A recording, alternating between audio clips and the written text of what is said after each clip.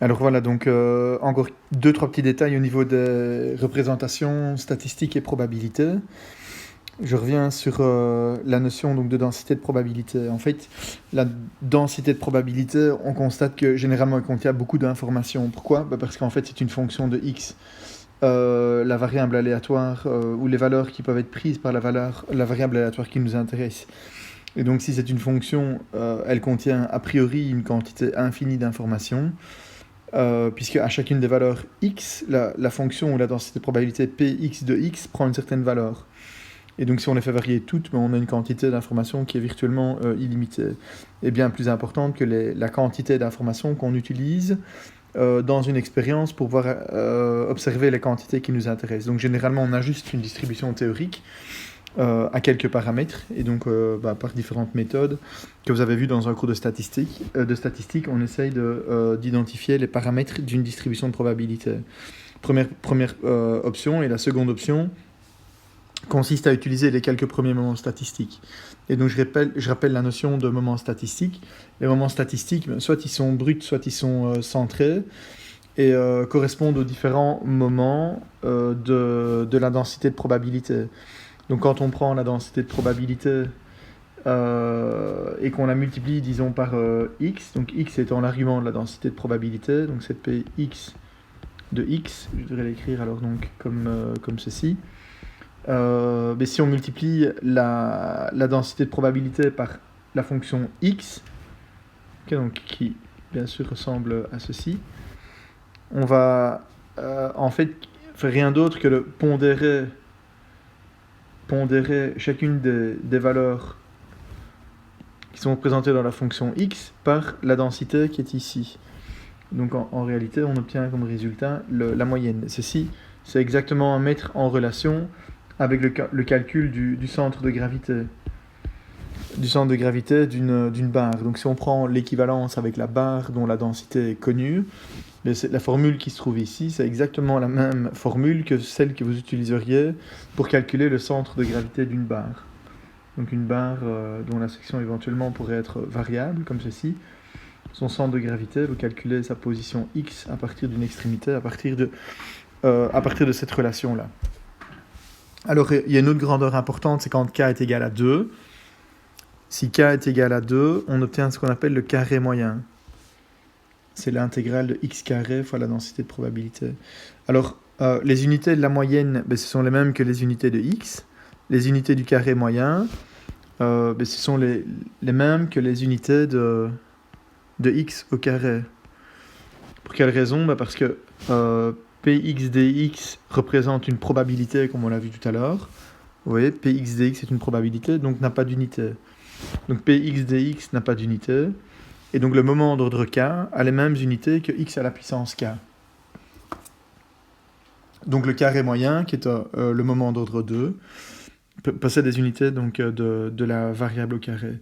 Donc si on parle par exemple d'une densité de probabilité qui serait, je ne sais pas, par exemple la vitesse d'un véhicule en km par heure, son carré moyen s'exprime en km carré par heure carré. Alors vous savez de vos cours de stats de nouveau et de proba qu'il est excessivement compliqué de communiquer avec ces valeurs-là. Et donc on n'utilise jamais le carré moyen pour communiquer, on utilise d'autres valeurs, notamment l'écart type. En fait, les valeurs qu'on utilise, je vais les mettre voilà, en fluo. Ce sont les valeurs qu'on utilise pour communiquer. Donc d'une part la moyenne et d'autre part l'écart type. Alors l'écart type c'est quoi? C'est un dérivé de la variance, et la variance étant le second moment centré.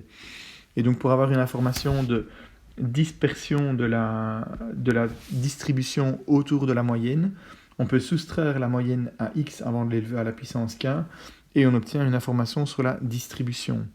D'accord? Donc la moyenne, c'est ce qu'on appelle un paramètre de position, et l'écart type, ou la variance, c'est un paramètre de distribution. L'intérêt donc de l'écart type, c'est qu'il a les mêmes unités que les unités du processus qu'on est en train de regarder, alors que la variance a les unités de x au carré. Alors pour quelle raison est-ce que M1, donc le moment centré d'ordre 1, est égal à 0?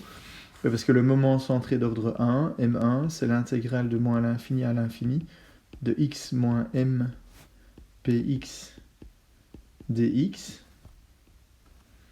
Donc si on sépare l'intégrale, c'est x fois px dx moins m1 qui est une constante, l'intégrale de px dx. Je raccourcis pour être sûr que ça rentre. Par définition, le premier, mais c'est rien d'autre que... moins mu1. Le premier, c'est rien d'autre que mu1. C'est la définition qui est ici. Moins mu1 fois l'intégrale de la densité de probabilité, qui est égale à 1, donc ça nous fait 0. Et donc le moment centré d'ordre 1 est toujours égal à 0. Donc c'est une quantité qui n'est pas très intéressante. Le premier moment centré qui est intéressant, c'est quand k est égal à 2, et on obtient la variance. Évidemment, on peut aller voir plus loin. On a le moment centré d'ordre 3, M3, qui en fait est une information sur la dissymétrie du processus. On a dû vous parler des coefficients de Fisher, gamma 3, qui est le coefficient de dissymétrie, ou en anglais le coefficient de skewness, qui représente l'asymétrie ou la dissymétrie de la densité de probabilité. Voilà. Et on peut monter éventuellement plus loin avec le coefficient de kurtosis, qui est relatif au moment d'ordre 4, etc., etc. Quand on a deux, je ne rentre pas plus dans les détails parce qu'on va se limiter essentiellement ici au moment centré d'ordre 2 dans le cadre de ce cours-ci.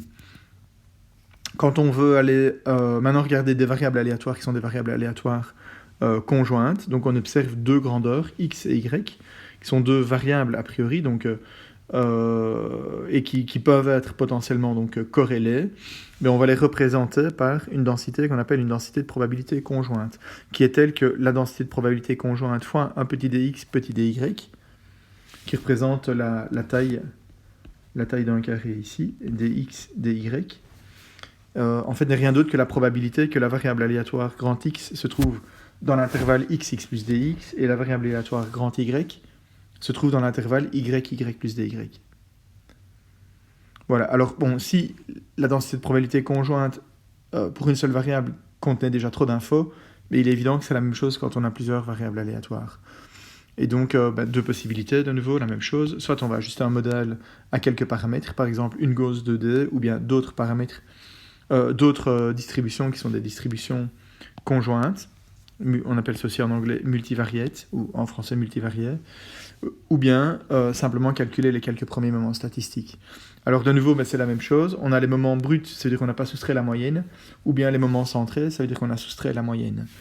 Alors, une chose intéressante ici, pour commencer au niveau des moments bruts, mais si k est égal à 0 dans les moments bruts, on va commencer par le cas, si L est égal à 0, qu'est-ce qu'on va retrouver? On va retrouver mk0 égale l'intégrale de moins l'infini à l'infini, x puissance k, y puissance 0, donc ça fait 1, pxy de x, y, de x, de y. Alors l'intégrale, on peut calculer une première intégrale par rapport à y. Si on intègre une densité de probabilité conjointe par rapport à une des deux variables, on récupère ce qu'on appelle une marginale. Okay, donc je suis content de rappeler, c'est quelque chose que vous devriez connaître de vos cours de stats ou proba. Donc là, j'ai déjà intégré par rapport à y, et j'obtiens ce qu'on appelle la marginale de la conjointe. Donc en fait, on ne récupère plus qu'une distribution, qui est la distribution de la variable aléatoire x. Et ça, c'est quoi? En fait, c'est rien d'autre que la définition qu'on a vue tout à l'heure. C'est le moment brut de la variable aléatoire x. D'accord? Donc on note mu k.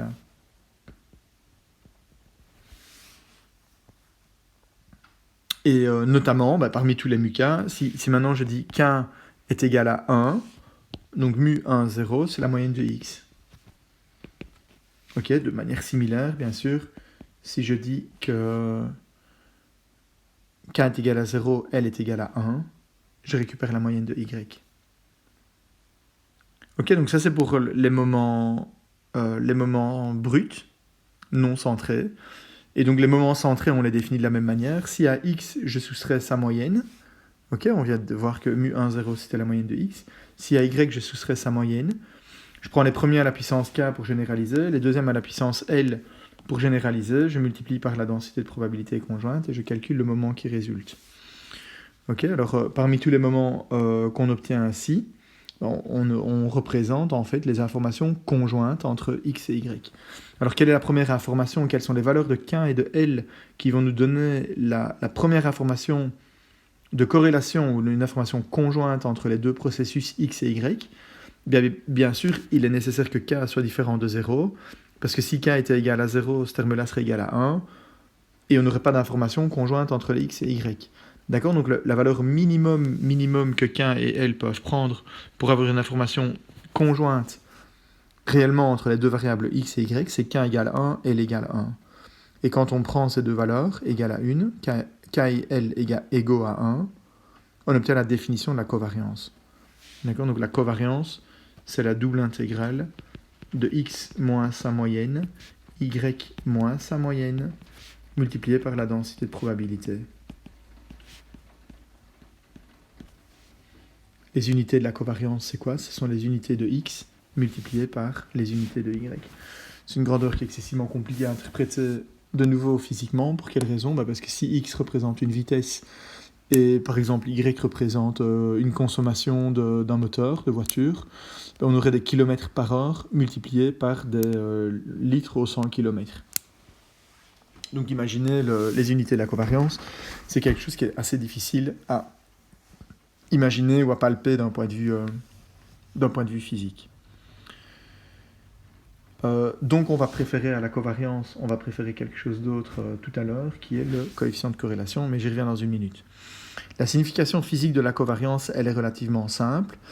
Si on considère que tous les points... Donc revoilà ici la définition de la covariance. Je vais regarder donc un nuage de points. Le nuage de points, il est représenté par tous les points qui sont là-bas. Il y a des verts, il y a des rouges. Le centre de ce nuage de points, le centre de gravité, représente les coordonnées de la moyenne. D'accord? Donc là, on récupère mu x et là, on récupère mu y. C'est la moyenne de cet échantillon, si vous voulez, ou de cette série de données. Alors, on peut constater que tous les points qui sont à droite de cet axe-là sont caractérisés par un x moins mu x positif, puisqu'on est à droite de la valeur de mu x. Par contre, tous les points qui se trouvent à gauche ont un x moins mu x qui est négatif. Okay, similairement, dans l'autre direction, tous les points qui se trouvent au-dessus de cet axe-là correspondent à des points pour lesquels y moins la moyenne d'y est positive, et les autres, en dessous, des points pour lesquels y moins mu y est négatif. Donc si je regarde maintenant le produit qui se trouve ici, bien dans le cadran qui est là-bas, chacun des deux facteurs est positif, donc le résultat du produit est positif. C'est la même chose dans le cadran qui se trouve ici en dessous. Donc en fait, tous les points verts qui sont représentés dans le diagramme sont des points qui vont contribuer positivement à la covariance. Par contre, les points qui sont représentés en rouge correspondent à un des deux facteurs positifs alors que l'autre est négatif. Et donc ce sont des points qui vont contribuer négativement à la covariance. Et donc qu'est-ce qu'on peut dire? On peut dire que plus il y a de points verts par rapport au rouge, et plus la covariance sera importante. Par conséquent, une distribution des données brutes étudiées qui prend la forme qui est représentée ici, schématiquement, aura une covariance qui est positive. Par contre, si on avait eu une distribution de points qui était plutôt représentée comme ceci, voilà, avec une moyenne des x là-bas, une moyenne des y là-bas, eh bien on aurait eu plus de points rouges que de points bleus, si je garde les mêmes conditions de couleur. Et donc dans ce cas-là, le M11, il est négatif. Dans ce cas-ci, le M11, il est positif. Je ne dis pas qu'on a tout compris avec la covariance, parce que malgré tout, elle continue d'avoir des unités qui sont compliquées à utiliser.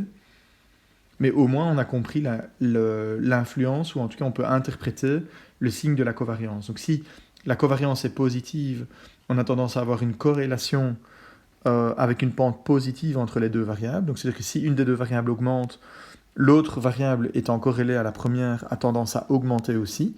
Si par contre la covariance est négative, c'est le contraire. Quand une des deux variables augmente, l'autre diminue. Alors, donc comme je le disais, la covariance est un concept qui est assez compliqué à utiliser. Et donc, en fait, on lui préfère l'utilisation d'un coefficient qu'on appelle le coefficient de corrélation, qu'on obtient en divisant la covariance par le produit des écarts types. Sx et Sy sont les écarts types de x et de y. Donc covariance divisé par l'écart type de x multiplié par l'écart type de y. Et en fait, on démontre on peut assez facilement démontrer que ρ se trouve dans l'intervalle -1, 1. Alors, mais si ρ est positif, ça veut dire que la covariance était positive, puisque l'écart type, lui, il est toujours positif. Donc si ρ est positif, la covariance est positive. Et donc on se trouve plutôt dans un cas de figure où, on a plutôt une tendance comme ça qui est croissante. Si ρ est négatif, on a plutôt une tendance qui est décroissante. Et quand entre les deux, ρ est égal à 0, on se trouve dans un cas où il n'y a ni vraiment une relation de croissance ni de décroissance entre les deux variables étudiées. Ok, alors si ρ est parfaitement égal à 1, le graphique est un petit peu approximatif ici. Si ρ était exactement égal à 1, en fait tous les points seraient sur une droite. Et si ρ était exactement égal à -1, tous les points seraient sur une droite avec une pente négative. Voilà, alors ensuite, je peux parler de deux distributions qui sont des distributions très importantes, qui sont obtenues comme sous-produit d'une distribution conjointe. Donc c'est ce qu'on appelle d'abord la distribution conditionnelle. La distribution conditionnelle, on l'obtient en prenant la distribution conjointe entre les deux variables aléatoires x et y, et on la divise par une des deux marginales, par exemple ici, y. Et si on fait ça, on obtient une densité de probabilité conjointe. Okay, c'est une espèce de coupe normalisée dans la densité conjointe. Donc, si je reprends peut-être le graphique qui se trouve ici,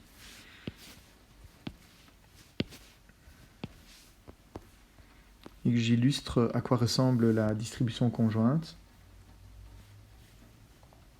on aurait simplement y est fixé et est égal à une certaine valeur. Je vais vous présenter ici. Fixé égale à une certaine valeur.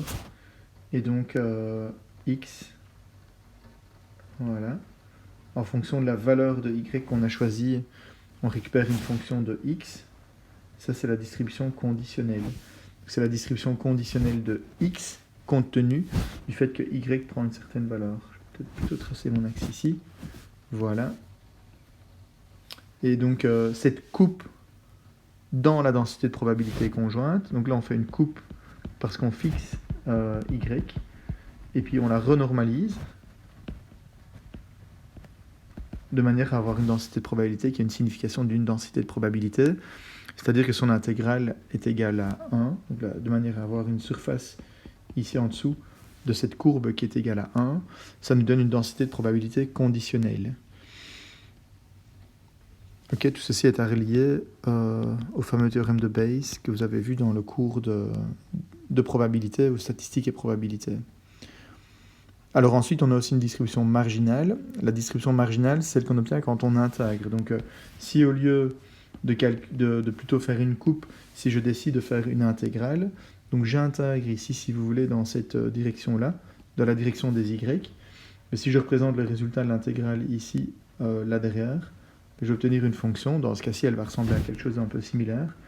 Mais la fonction de x et uniquement x que j'obtiens comme résultat, mais me donne ce qu'on appelle donc la distribution marginale. C'est l'expression que j'ai déjà exploitée un petit peu plus tôt. Okay, dans ce cas-là, on fait une espèce de projection, si on veut, ou bien une intégration. Voilà. Ceci clôture plus ou moins tous les rappels que je voulais faire à propos de la théorie des probabilités. Je crois qu'avec ça, on a les bases qui sont les bases suffisantes pour pouvoir attaquer la théorie des processus stochastiques. Alors, je commençais avec quelques généralités. Et puis, quand j'aurai passé ces généralités, je vais discuter des processus discrets. Ça va nous occuper aujourd'hui encore avec les processus qu'on appelle les processus de Markov. Je discuterai la semaine prochaine un peu plus des processus continus, qu'on appelle aussi au second ordre. Et je donnerai plus de détails sur les processus qui sont stationnaires. Ce sera peut-être pour la semaine suivante.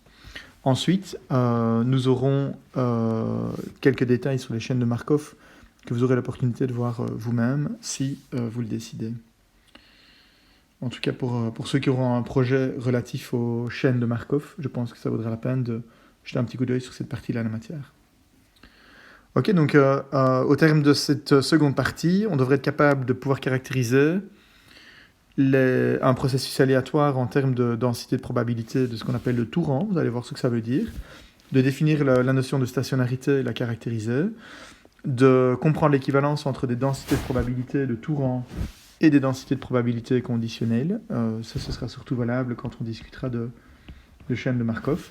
Pouvoir implémenter, illustrer les différents concepts de façon numérique dans MATLAB. J'essaierai de poster quelques vidéos qui montrent en même temps comment implémenter tout ça dans MATLAB. Alors, un processus stochastique, il est caractérisé par... J'essaie simplement de faire l'extension ici de ce que j'ai dit pour une variable aléatoire. Une variable aléatoire, soit, ce qu'on a vu plus tôt, c'est un ensemble infini de réalisations à gauche, soit c'est représenté dans une représentation plus probabiliste, plus théorique, à l'aide d'une densité de probabilité. Bien, on doit avoir la même chose pour des processus aléatoires. Donc soit c'est un ensemble infini de réalisations, soit c'est une représentation plutôt probabiliste. Ok, à préciser et voir comment on pourrait définir cette information. Alors, d'où viennent les processus aléatoires? Ils doivent nécessairement venir d'une observation. Tout commence toujours par une observation, par une expérience. C'est le concept d'expérience aléatoire dont on vous parle dans un cours de stat et proba aussi. Ok, donc la manière la plus simple de le voir, ce serait de dire, ok, on a une expérience, on fait une collection expérimentale, et puis sur base de ces informations, on doit essayer de caractériser ou de quantifier les caractéristiques d'un processus aléatoire. Ok, exemple. L'exemple le plus simple serait peut-être de se dire, ok, on met un anémomètre dans la nature et on mesure la vitesse du vent en un endroit. Et donc on va obtenir une fonction aléatoire, qui va ressembler à ceci. Au cours du temps, on va mesurer la vitesse et on voudrait la caractériser. Elle est évidemment aléatoire, parce que si je la mesurais un laps de temps plus tard, 10 minutes plus tard, j'obtiendrais une autre réalisation qui ressemblerait à quelque chose de complètement différent. Et donc, c'est cette fonction aléatoire qu'on voudrait pouvoir caractériser. Ok, donc les variables aléatoires de base, à la base, proviennent d'une collecte expérimentale. À partir du moment où on a déjà un premier modèle, un modèle mathématique de la variable aléatoire, on pourrait s'amuser, c'est d'en construire. On pourrait par exemple en construire à partir de variables aléatoires. Si on dit qu'aux instants t, i, on a une variable aléatoire qui est donnée par les valeurs xi et que chacune de ces variables aléatoires sont tirées au sort dans une distribution de probabilité connue pour cette variable aléatoire, eh bien on pourrait reconstruire comme ceci, en fonction de t et de x. À l'instant ti, on a une valeur xi. À un autre instant ti, on a une autre valeur xi, etc. Et on pourrait simplement donc décider de venir interpoler entre ces différentes valeurs-là.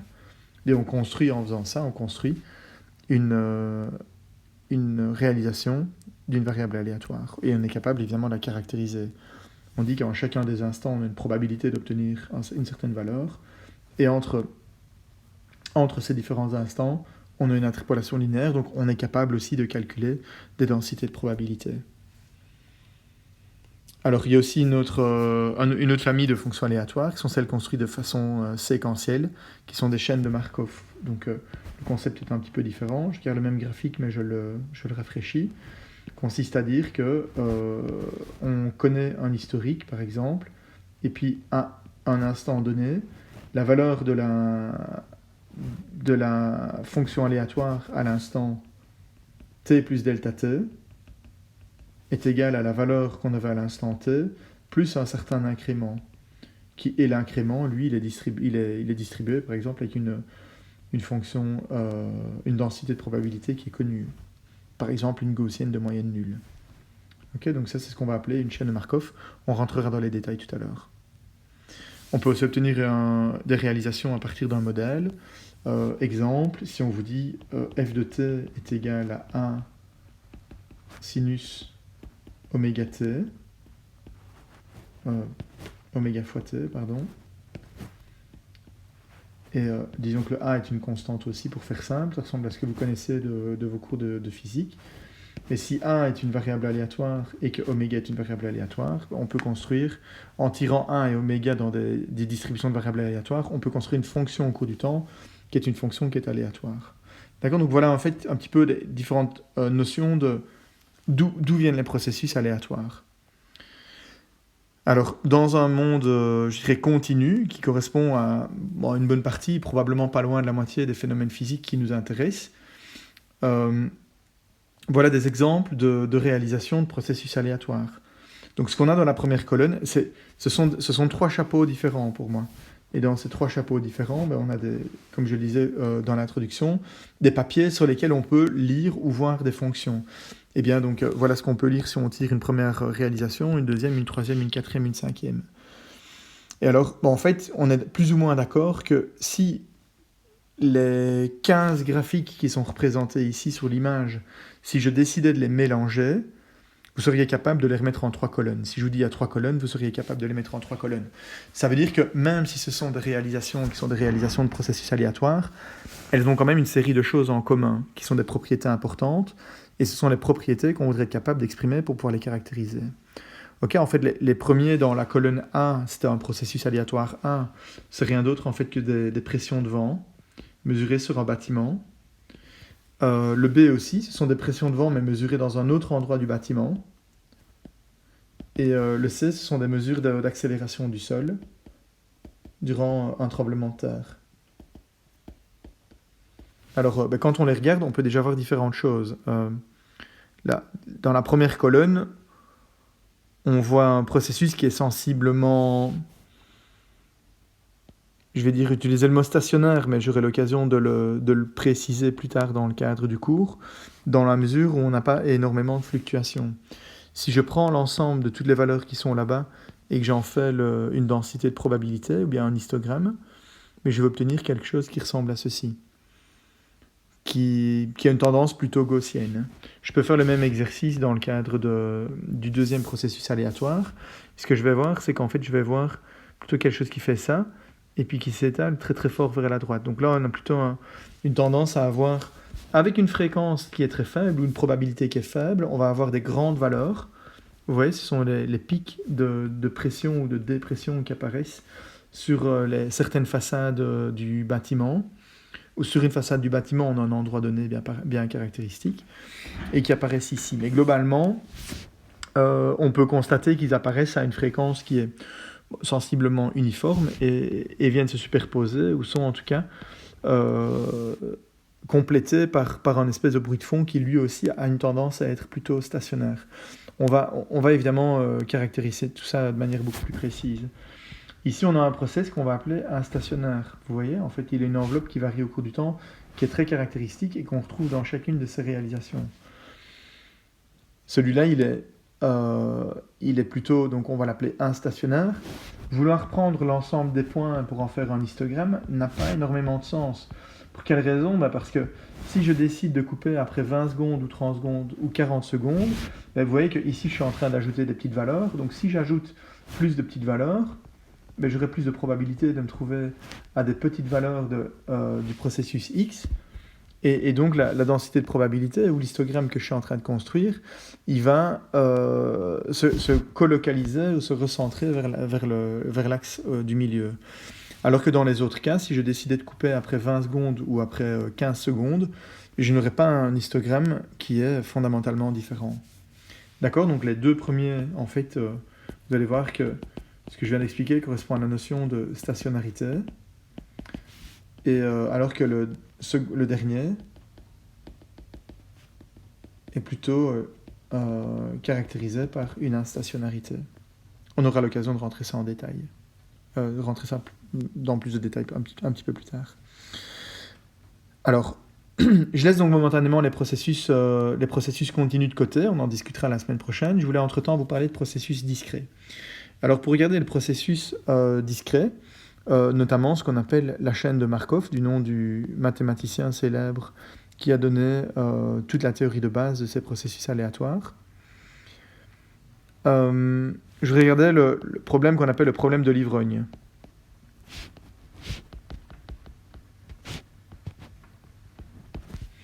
Alors, le problème de l'ivrogne, c'est quoi ? C'est un ivrogne qui se trouve accroché à un réverbère à l'instant t égale 0. Il se trouve à la position x égale 0. Puis après, qu'est-ce qui va se passer ? C'est qu'au cours du temps, il va éventuellement évoluer d'une position à l'autre. Et en fait, on considère qu'à chaque instant, ou à chaque pas de temps, on peut se définir un pas de temps delta t qui est égal par exemple à 1 minute. À chaque instant, il y a une probabilité 0,4 qu'il avance de 1 unité vers la droite, une probabilité de 1,5 qu'il reste à l'endroit où il est, et une probabilité de 0,1 qu'il recule d'une unité. Et donc, le problème de l'ivrogne, c'est quoi? Le problème de l'ivrogne, c'est de pouvoir répondre à une série de questions qui sont, par exemple, quelle est la position de l'ivrogne à la fin de la nuit, ou après un certain nombre de pas de temps? Après 150 pas de temps. Et évidemment, puisque sa marche est aléatoire, la position de l'ivrogne sera aléatoire. Elle est juste déterministe à l'instant initial, mais à l'instant delta t, on voit déjà qu'elle est aléatoire. Si je la représente en termes de densité de probabilité, bien après un instant delta t, on a une probabilité 0,1 de le trouver là-bas, on a une probabilité 0,5 de le trouver ici, et une probabilité 0,4 de le trouver là-bas. Après deux instants, deux laps de temps, donc à l'instant 2 fois delta t, bien, il y aura une certaine probabilité de le trouver ici, qui en fait est 0,001, une certaine probabilité de le trouver là-bas, une probabilité de le voir ici, et puis encore d'autres probabilités de le trouver là-bas, etc., etc. Et puis alors au fur et à mesure que le temps évolue, ben, on va pouvoir le trouver éventuellement à des distances de plus en plus loin du réverbère. Et donc la question, c'est les questions qu'on peut se poser par exemple quand on fait des théories de processus aléatoires comme celui-ci. Ben c'est par exemple la position donc à la fin de la nuit, ou la probabilité qu'il finisse par arriver chez lui, ou bien le temps moyen nécessaire pour rentrer chez lui, sachant que la maison se trouve à un nombre de pas de temps, un nombre de pas dans l'espace qui est égal à nh. Alors si on voulait simuler ce problème dans MATLAB, on pourrait le faire assez facilement. Ok, donc là je suis en train de vous présenter la méthode ou la résolution de ce type de problème par simulation. Je vous ai expliqué que la simulation de Monte-Carlo, c'était coûteux, ça prenait du temps, c'était peut-être pas le plus futé de ce qu'on pouvait faire, mais en tout cas, ça marchait dans tous les cas. C'est peut-être pas un mauvais plan pour commencer, en tout cas, parce que ça va nous permettre de pouvoir simuler quelques trajectoires, ce qu'on appelle les trajectoires, et voir comment le problème se comporte par rapport à ces différentes trajectoires. Donc, si on voulait générer ce type de problème dans MATLAB, voilà les différentes lignes de code qu'on utiliserait. Elles sont relativement simples, somme toute. Comme vous voyez, on va initialiser la position de l'ivrogne au niveau du réverbère à l'instant initial. Ensuite, qu'est-ce qu'on va dire 50, c'est le nombre de pas. Et puis, on va simplement dire, à chaque pas, on va tirer un nombre aléatoire avec une distribution uniforme dans l'intervalle 0,1. Donc, c'est-à-dire que le x, il est tiré uniformément entre 0 et 1. Voilà sa densité de probabilité. Alors, qu'est-ce qu'on dit? On dit que si x est plus petit que 0,1, ce qui correspond effectivement à une probabilité de 0,1,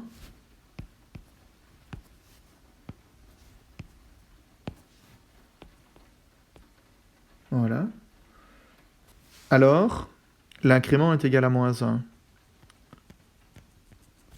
Si x est inférieur à 0,5,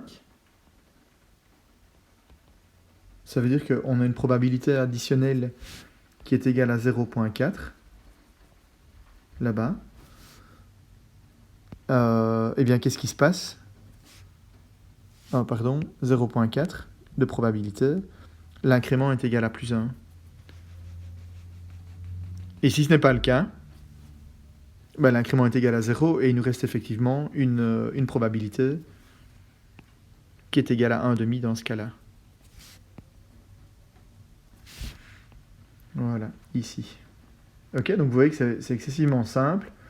On utilise la génération d'une réalisation d'une variable aléatoire. X égale échantillon d'une variable aléatoire. On utilise quelque chose qu'on connaît bien pour arriver à construire une valeur de l'incrément qui sera l'incrément à l'instant k. Et donc on dit simplement que x à l'instant k plus 1 ensuite est égal à x de k plus cet incrément. Ok, bien sûr, il aurait fallu initialiser. Bon, ici, on n'a que 50 pas de temps, donc c'est pas énorme. Mais sinon, vous deviez initialiser le vecteur x à un vecteur de 0 ou de nan pour rendre l'implémentation un petit peu plus efficace. Et donc voilà, en fait, comment des réalisations à quoi des réalisations peuvent représenter. Voilà une réalisation de la trajectoire de l'ivrogne. Donc vous voyez qu'à chaque instant, ici on commence par rester dans la position initiale, et puis on augmente de 1, puis de 1, on reste à l'endroit où on est, etc., etc. Et au cours du temps, on peut avancer, reculer ici, mais évidemment la probabilité est moindre, donc on revient moins souvent en arrière que ce qu'on avance, etc., etc. Et voilà en fait l'évolution de la trajectoire de l'ivrogne au cours du temps. On peut en réaliser plusieurs. Donc là, je n'en ai montré qu'une. Dans le deuxième cas, j'en montre 1, 2, 3, 4, 5. Et puis après, on peut s'amuser à faire des statistiques. Là, je n'en montre que 5, mais évidemment, on peut en faire beaucoup plus. J'en ai fait 500, 1000, peut-être 10 000. Et à partir du moment où on en a 10 000, il ne faut plus tracer les courbes parce que ça ne ressemble plus à rien du tout. Mais on peut se dire, ok, je vais couper en un instant donné, par exemple, après 20 secondes, et je vais faire des statistiques sur les positions de l'ivrogne à un instant donné. Ok, ça on peut le faire à différents instants. À partir du moment où on a 10 000 réalisations, on va avoir des points qui s'échelonnent depuis des valeurs qui sont des valeurs maximales vers des valeurs minimales ici, mais surtout avec beaucoup de points ici au milieu. Et donc on va se retrouver avec une distribution de probabilité qui nous dit, qu'on obtient à partir de l'histogramme et qui nous dit quelque chose comme ceci. Ok, ça on peut le faire. Évidemment, l'histogramme ou la distribution de probabilité correspond à des valeurs discrètes. Donc moi, j'ai dessiné quelque chose de lisse ici, mais bien sûr, ça évolue par palier. Et ça, on peut le faire à chaque instant. Si on voulait le faire, par exemple, après un instant unitaire, mais ça correspond exactement à ce que je disais tout à l'heure. On a une probabilité 0,1 de le voir en moins 1, une probabilité 0,5 de le voir en 0, là où il était juste avant, et puis 0,4. Plus on va loin dans le temps, et plus évidemment on va avoir une dispersion. Vous voyez que par exemple qu'à l'instant 4, on peut commencer déjà à avoir des valeurs qui sont plus grandes. Voilà, on peut avoir des valeurs qui sont plus grandes à l'instant 4, puisque potentiellement il peut avoir fait 4 pas. On pourrait le trouver à la position numéro 4. À l'instant 9, on pourrait le trouver à la position numéro 9, mais la probabilité, elle est très petite. Ok, et donc, ce type de densité de probabilité va nous aider à répondre aux différentes questions. Si on sait, par exemple, que on se pose la question de savoir, après 30 pas ou 50 pas, où l'ivrogne va se trouver, il suffit de générer ces réalisations et puis faire des statistiques. Et on obtiendra une distribution de probabilité comme ceci. Et donc, on saura, par exemple, ici, qu'après 9 pas, le mode de la distribution est égal à 3. Et donc, c'est-à-dire que l'endroit le plus probable où on pourra le trouver après 9 instants, après 9 laps de temps delta t, si on considère qu'il fait un mouvement à chacune des minutes, eh bien, on va pouvoir le trouver à cet endroit-là, qui est le plus probable en l'instant donné. Ok, donc voilà un petit peu le type d'information qui est donné par ce type de résultat. Alors, c'est intéressant de simuler, mais je vous ai expliqué aussi que c'était pas la finalité dans un cours de probabilité, dans le sens où on est là pour en même temps être éduqué, comprendre, apprendre et découvrir davantage. Et donc, on peut essayer de résoudre ce problème-là par la théorie des probabilités. Donc, si on voulait résoudre ce problème-là par la théorie des probabilités, on pourrait par exemple dire, ok, où se trouve l'ivrogne après 2 pas de temps ? On va devoir considérer ce qui s'est passé pendant le premier pas, et on va devoir considérer ce qui s'est passé pendant le deuxième pas. Si on considère que ces deux opérations sont deux opérations indépendantes, la probabilité, vous vous souvenez de nouveau de votre cours de proba, la probabilité de A et B, si A et B sont indépendants, c'est la probabilité de A fois la probabilité de B. Donc la probabilité d'avoir reculé de 1 au premier pas et reculé de 1 au deuxième pas, c'est la probabilité d'avoir reculé de 1 fois la probabilité d'avoir reculé de 1. Si ces probabilités restent indépendantes parce qu'il n'y a pas de fatigue au niveau de l'ivrogne, eh bien on doit simplement faire donc 0,1 fois 0,1. Et 0,1 fois 0,1, ça nous donne une probabilité de 0,1. la probabilité d'avoir fait moins 1 et puis 0 nous donne 0,1 fois 0,5, donc 0,05. Pareil dans l'autre sens, 0 puis moins 1. 0,5 au carré, ici vous retrouvez, là vous retrouvez 0,4 au carré, 0,4 fois 0,5, etc. Et donc, ah oui, les probabilités marginales, elles sont prises évidemment dans les marges, comme d'habitude. Si on fait la somme de tous les nombres qui se trouvent dans la partie centrale du tableau ici, on récupère bien une unité parce que on a considéré l'entièreté des combinaisons qui sont envisageables. Et donc, si par exemple on se demande quelle est la probabilité de trouver l'ivrogne en position 0, ben on va regarder toutes les différentes possibilités pour le retrouver en position 0. Et les différentes possibilités pour le retrouver en position 0, ben c'est de faire soit 0 et 0, on n'a pas bougé du tout, soit de faire plus 1 et moins 1, donc on a un coup avancé d'un pas puis un coup reculé d'un pas, soit de faire plus 1 et moins 1. Et donc la probabilité de le trouver en 0 à l'instant t égale 2, c'est égal à 0,33. Donc je fais 0,04 deux fois, donc 0,08 plus 0,25.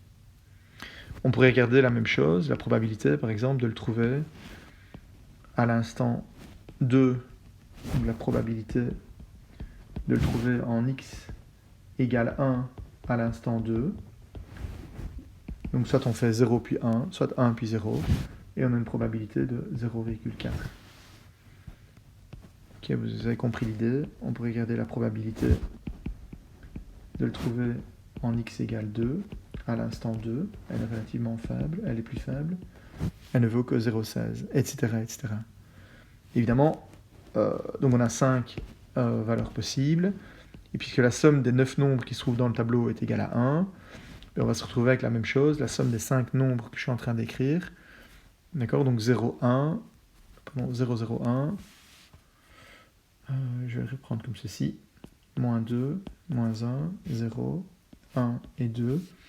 Les probabilités valent 0,01, 0,1, 0,33, 0,40 et 0,16.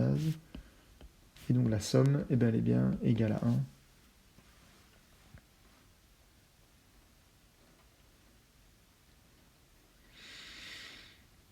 Oui, c'est correct. Je voulais vérifier évidemment la somme, la probabilité de le trouver à l'endroit xi à l'instant t égale 2. Voilà. Alors, si on voulait maintenant avoir la distribution de probabilité de la position à l'instant 3, qu'est-ce qu'on devrait faire? On se base sur la même chose, mais il nous faut une troisième direction dans le tableau. Et on va écrire pas 3. Alors là, ça commence à être un peu compliqué à représenter. Oui, je dessine un espèce de cube. Et là, je mettrai pas 3. Et on pourrait regarder toutes les combinaisons possibles pour arriver à un endroit après 3 pas. Ok, bon, ça évidemment, ça marche bien pour les quelques premiers pas. Mais si on commence à regarder la même chose après 10 pas, c'est un peu plus compliqué. Alors on va essayer de voir ça plutôt d'une autre manière. D'accord, donc je fais simplement la transition ici depuis ce que vous connaissez, qui est la théorie des probabilités, vers cette introduction au niveau de la théorie des processus aléatoires. Et donc, à l'instant initial, on a une distribution initiale donc, qui est connue. C'est la probabilité que x soit à l'endroit 0 à l'instant 0. Donc je vais noter maintenant ici l'indice qui se trouve là-bas, représente le temps.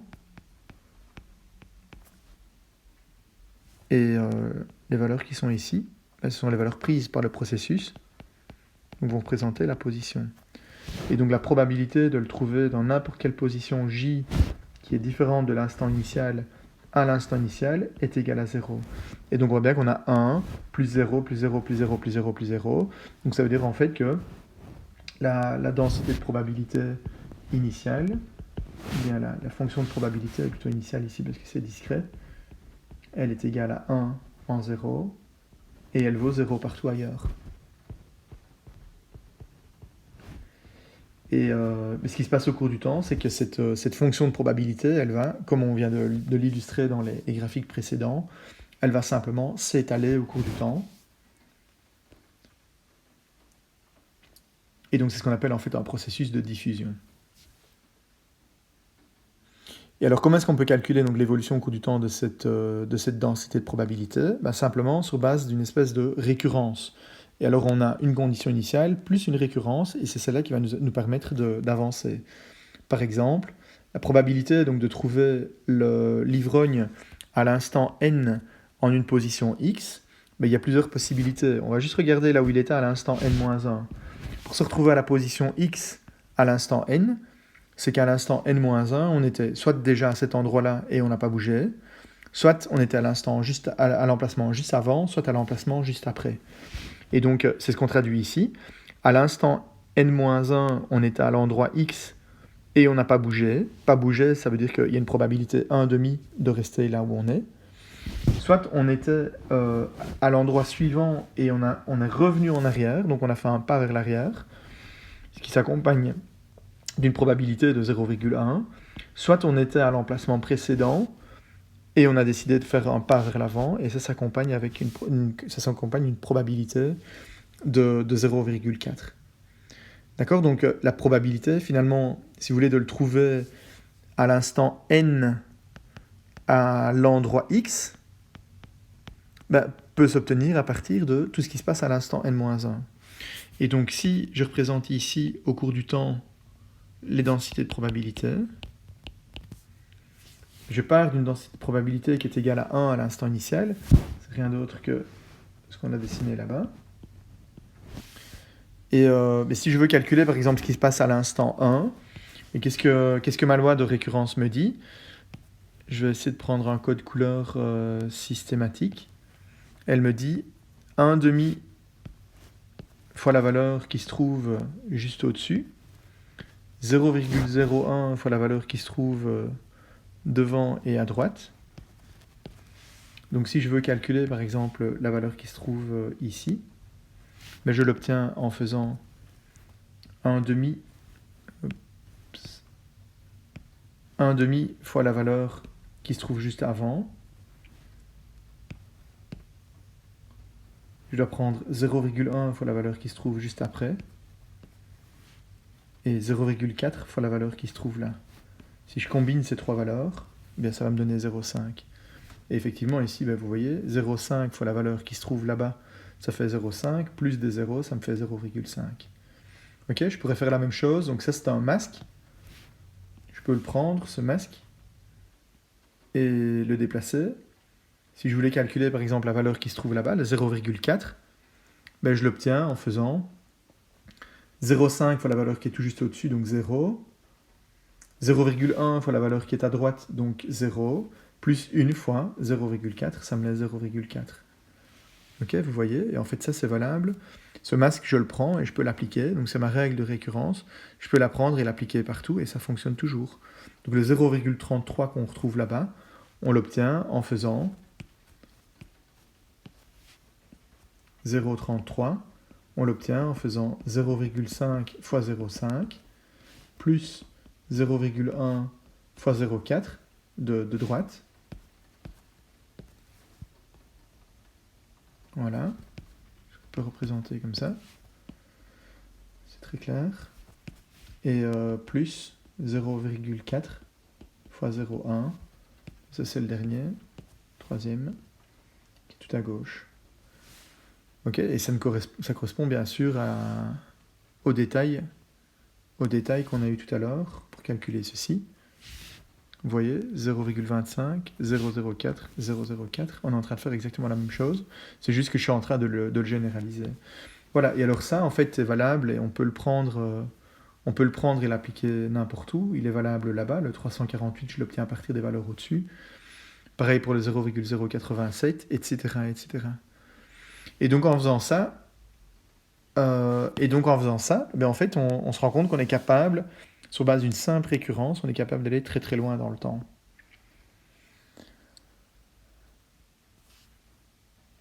Ok, donc tout ceci, c'est une introduction, et ça nous amène à la généralisation. Donc je vais essayer de généraliser un petit peu tout ça, et ça nous amène à la notion de chaîne de Markov. Alors une chaîne de Markov, c'est quoi? C'est une séquence de valeurs, c'est une séquence de variables aléatoires, et ces variables aléatoires, elles ne sont pas tout à fait indépendantes les unes des autres. Et elles ont comme propriété principale que quoi? Que la probabilité à l'instant n plus 1 de voir la variable aléatoire à la position in plus 1, qui est une certaine position, sachant que tous les instants précédents, elle avait visité un ensemble de positions qui sont représentées par les n valeurs, les n plus une valeur qui vont de x0 à xn, et bien en fait cette probabilité-là, elle est exactement égale à la probabilité de trouver à cet instant-là le processus dans la position qui nous intéresse, d'accord? Donc j'ai exactement les deux mêmes valeurs que les deux valeurs là-bas, sachant que yn est égal à in. Alors la différence entre les deux, c'est quoi? C'est qu'on a laissé tomber ici xn-1, xn-2, etc., jusqu'à x0. Tout ça, on les a laissés tomber. Et ça veut dire quoi? Ça veut dire que la probabilité de trouver la séquence de Markov, ou bien la chaîne de Markov, en un instant donné, en un endroit donné, ne dépend que de ce qui s'est passé l'instant précédent. Exactement comme pour notre ivrogne. Donc vous voyez, notre ivrogne, à un instant donné, comme ici à l'instant n, le filtre qu'on utilise pour calculer la probabilité de le trouver en un endroit ne dépend que de ce qui se passe la ligne juste avant, que de l'instant précédent. On s'en fout complètement de savoir par où l'ivrogne est passé 2 instants, 3 instants, 4 instants ou 5 instants avant. Ok, donc ça c'est un concept qui est relativement simple, c'est un peu fort comme hypothèse, ça permet difficilement de modéliser des systèmes dynamiques, en tout cas sur sa forme scalaire comme ceci, mais il y a des artefacts mathématiques qui nous permettent de les modéliser assez bien. Ok, et c'est ce qu'on appelle un processus de Markov. Et alors cette probabilité-là, elle est tellement importante qu'elle a sa notation propre. Et sa notation propre, c'est Qn, qui représente donc la probabilité de passer de l'état in à l'état in plus 1 lors de l'itération n. L'itération n se termine et on passe de l'état in à l'état in plus 1. Alors une chaîne de Markov est représentée par un graphe. Un exemple de graphe est représenté donc ici. C'est une chaîne de Markov à 5 états. Pour chacun des états, on a une probabilité transitionnelle ou une probabilité de transitionner ou de transiter d'un état vers l'autre. Par exemple, quand on est dans l'état 1, on a une probabilité unitaire d'aller vers l'état 2. Donc à coup sûr, quand on est dans l'état 1, on retourne vers l'état 2. C'est ce qu'on appelle un état réfléchissant. Pourquoi? Parce que si on vient de la droite et qu'on arrive à l'état 1, c'est comme si on rebondissait, et donc ça réfléchit. Quand on est dans l'état 2, vous voyez, on a plusieurs possibilités. Soit on a une probabilité 0,4 d'aller vers l'état 1, on a une probabilité 0,4 d'aller vers l'état 3, et on a une probabilité 0,2 de rester dans l'état 2. La somme de ces probabilités, évidemment, doit être égale à 1. Ok, on note ça sous forme d'un tableau aussi. La somme doit être égale à 1. Okay, qu'on appelle une matrice de transition. La somme est égale à 1. Et bon, voilà, ceci est vrai pour chacun des états. Quand on quitte l'état 3, on a une probabilité 1,5 d'aller vers le 2 et 1,5 d'aller vers le 4. Quand on quitte le 4, on a une probabilité 0,4 d'aller vers le 3, 0,6 d'aller vers le 5. Et l'état 5, lui, quand on y est, on a une probabilité unitaire d'y rester. C'est ce qu'on appelle un état absorbant. Okay, parce qu'il absorbe les trajectoires du processus. Une fois qu'on est dans l'état 5, on y reste. Ok, donc ces transitions sont représentées soit sur un graphe ou de manière complètement équivalente sur une matrice de transition. Quand les transitions ne dépendent pas de n, donc si les transitions sont indépendantes de l'instant qu'on est en train de regarder, on va dire qu'on a une matrice qui est une matrice homogène, ou une chaîne de Markov qui est une chaîne de Markov homogène.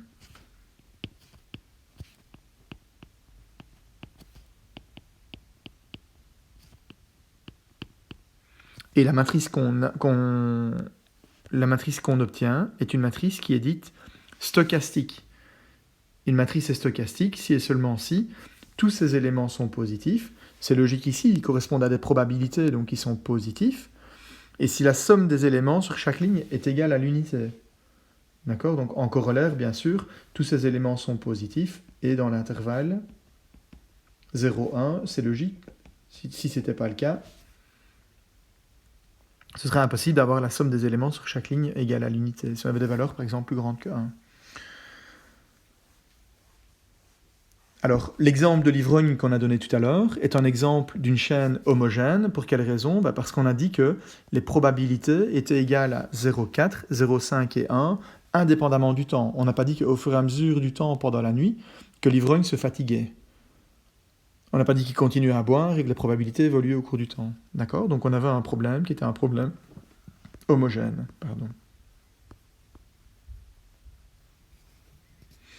D'accord? Donc la chaîne de Markov est homogène si et seulement si Qn ne dépend pas de n. Donc c'est égal à Q0.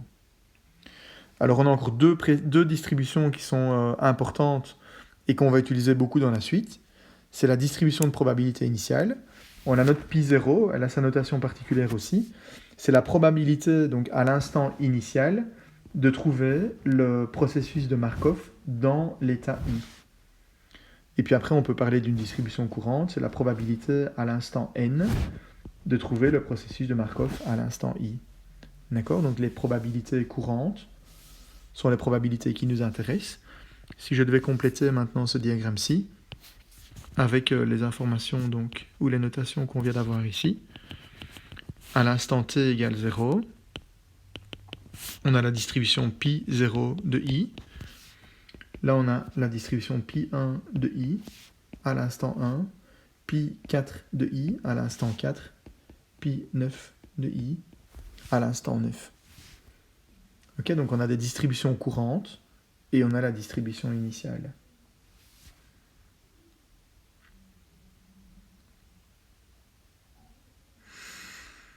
Alors, si on avait envie de représenter complètement la chaîne de Markov, puisque c'est une séquence de variables aléatoires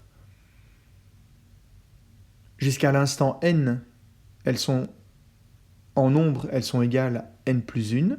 Donc on a n plus 1 variables aléatoires qui sont représentées par des majuscules comme d'habitude. Mais si on voulait représenter de manière la plus complète possible ces n plus 1 variables aléatoires, on devrait utiliser leur densité de probabilité conjointe, qui est une fonction dans un espace de n plus 1 dimension. Okay, c'est relativement compliqué. On peut déjà imaginer une fonction de 2 paramètres, ça va, on la représente par une surface. Une fonction de 3 paramètres, c'est déjà un peu plus compliqué à représenter. On peut la représenter par exemple par ces courbes de niveau dans un espace 3D. Mais une fonction à 4 paramètres, c'est beaucoup plus compliqué à représenter. Et on a besoin de faire des coupes pour la visualiser. Eh bien, une densité de probabilité conjointe pour une chaîne de Markov, c'est une information donc, qui est représentable dans un espace de dimension n plus 1. Donc c'est relativement complexe. Alors ce qu'on verra la semaine prochaine, c'est que cette densité de probabilité conjointe, nous verrons la semaine prochaine qu'elle ne dépend que des grandeurs excessivement importantes, qui sont la matrice de transition, Q, la probabilité de passer de l'état I à l'état J en un pas de temps, et la distribution de probabilité initiale. Voilà, ce sera le programme de la semaine prochaine, et donc ça veut dire que vous verrez que cette information, qui est une information très complexe, très complète, on a la possibilité de la simplifier énormément. Et en fait, c'est ça qui fait l'objet de toute la grandeur et de la splendeur des travaux de Markov.